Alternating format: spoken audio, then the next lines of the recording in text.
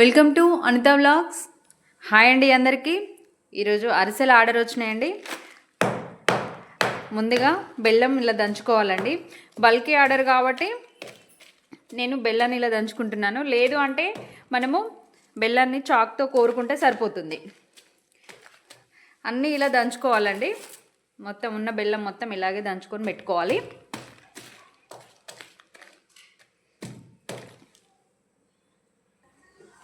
ఇప్పుడు బెల్లం మొత్తం ఇలా దంచేసుకున్నాము.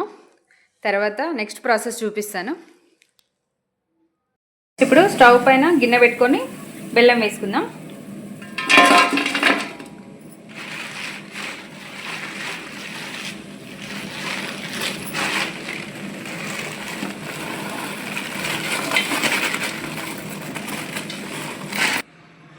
ఇప్పుడు ఒక కప్పు నూనె వేసుకుందాం.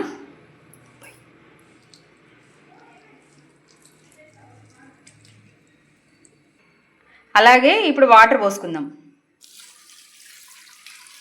చాలు. ఇప్పుడు బెల్లం పాకం వచ్చే వరకు దీన్ని మొత్తం ఇలా కలుపుతూ ఉండాలి.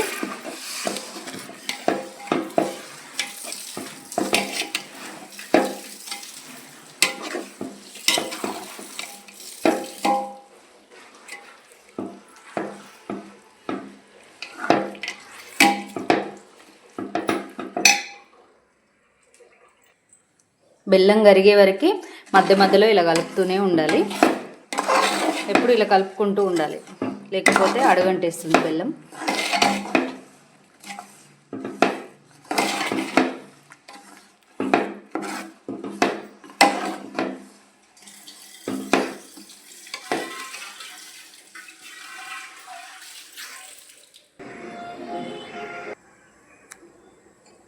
బెల్లం అంతా ఇలా కరిగే వరకు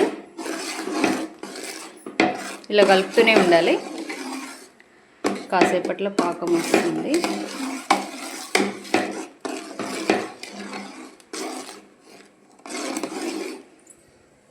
ఇలా కలుపుతూనే ఉండాలి, లేదంటే కింద అడుగంటేస్తుంది.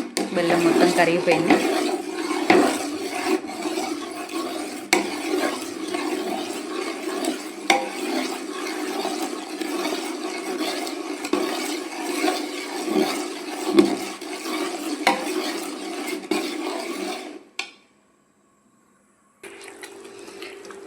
ఇప్పుడు ఇదంతా ఇలా అయింది కదా. ఇప్పుడు ఒకసారి దీని పాకం వచ్చిందా లేదా ఒకసారి టెస్ట్ చేద్దాము. ఒక గిన్నెలో వాటర్ తీసుకొని ఇలా వేస్తే అది ఉండగడుతుంది.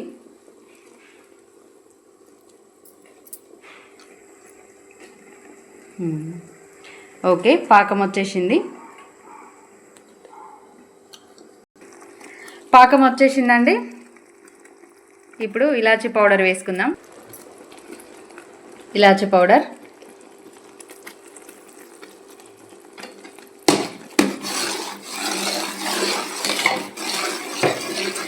స్టవ్ ఆఫ్ చేసేసుకుందాం.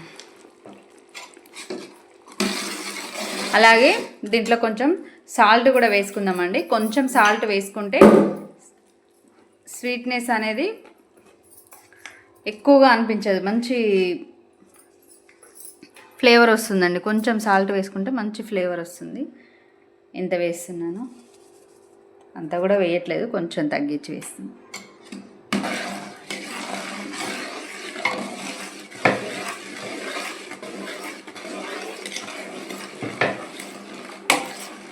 ఇప్పుడు గిన్నెని దించేసుకుందాం.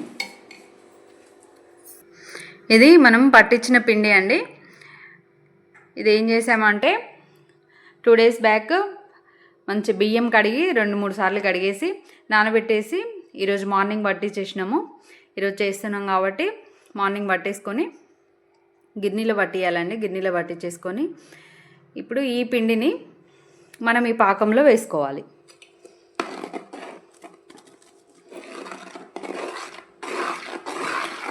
ఈ పాకంలో వేసి ఇలా మొత్తం పిండి అంతా కలిసే వరకు కలుపుతూనే ఉండాలి.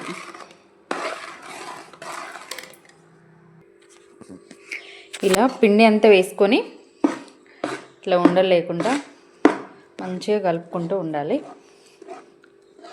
కొంచెం ఇలా కలుపుతూ ఉంటే కొంచెం గట్టిపడుతుంది. అప్పుడు మనం చేసేసుకోవచ్చు. ఇంకా మళ్ళీ నెక్స్ట్ ప్రాసెస్ ఏంటో చూపిస్తాను. ఇప్పుడు కొంచెం నెయ్యి యాడ్ చేద్దాము. నెయ్యి వేసుకుంటే మంచి టేస్ట్ వస్తుందండి.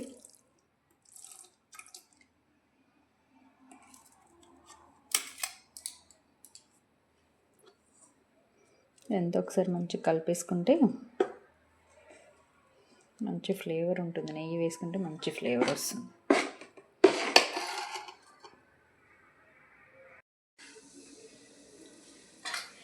ఇప్పుడు పొయ్యి మీద కడాయి పెట్టుకొని ఆయిల్ వేసి ఇలా అప్పాలు చేసుకుంటూ ఈ అరిసెలు కాల్చుకోవాలండి. అరిసెలు కాలుస్తూ ప్రాసెస్ చూపిస్తూ ఉంటానండి.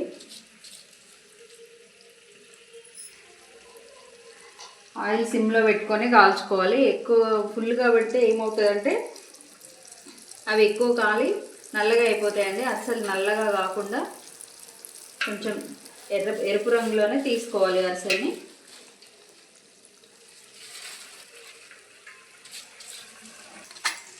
ఇప్పుడు అరిసెలు తీసి అలా ఒక చెక్కపీట మీద వేసుకొని ఆయిల్ ఒత్తాలండి. ఆయిల్ ప్రెస్ చేసి తీసి పక్కన పెట్టేసుకోవాలి. అలా ప్రతి ఒక్క అరిసె అలానే చేస్తూ ఉండాలి.